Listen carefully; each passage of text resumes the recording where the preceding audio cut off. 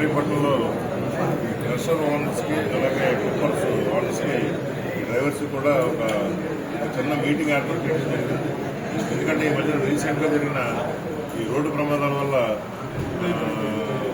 వ్యక్తులు చనిపోవడం వల్ల ఈరోజు ఈ మీటింగ్ వాళ్ళతో ఏర్పాటు చేయడం జరిగింది. దీంట్లో ముఖ్యంగా ఈ లారీ డ్రైవర్స్కి ఈ లారీకి జీపీఎస్ పెట్టుకోవాలని, తర్వాత స్పీడ్ లిమిట్ మెయింటైన్ చేయాలని, అలాగే కొన్ని టైమింగ్స్ పీక్ అవర్స్ టైమింగ్స్ కూడా వాళ్ళకి నిర్ణయించడం జరిగింది. అలాగే ఈ లారీ ఓనర్స్ ఎవరైతే ఉన్నారో వీళ్ళందరూ కూడా తప్పనిసరిగా పోలీస్ స్టేషన్లో రిజిస్టర్ చేసుకోవాలనేది ఒకటి పెట్టడం జరిగింది. ఇవన్నీ కూడా రేపటి నుంచి ఇంప్లిమెంట్ చేయాలని చెప్పి వాళ్ళందరూ కూడా చెప్పడం జరిగింది. రేపటి నుంచి అందరూ కూడా మా సైడ్ నుంచి కూడా దీని మీద కొంత యాక్షన్ తీసుకుంటాం చెప్పి చెప్తున్నాం. మన గౌరవనీయులు సిపి గారు ఈరోజు కొన్ని ఇన్స్ట్రక్షన్స్ ఇవ్వడం జరిగింది. దాని మీద ఈ మీటింగ్ పెట్టడం జరిగింది.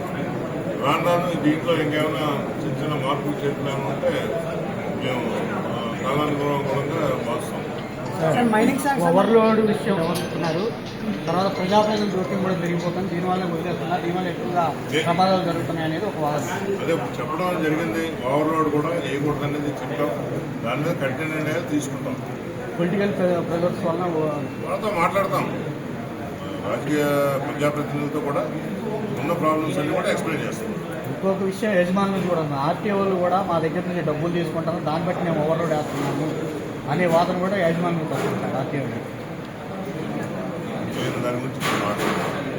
అది ఓవర్లోడ్ వేయడానికి అదొక కారణం. దాని గురించి మాట్లాడలేదు.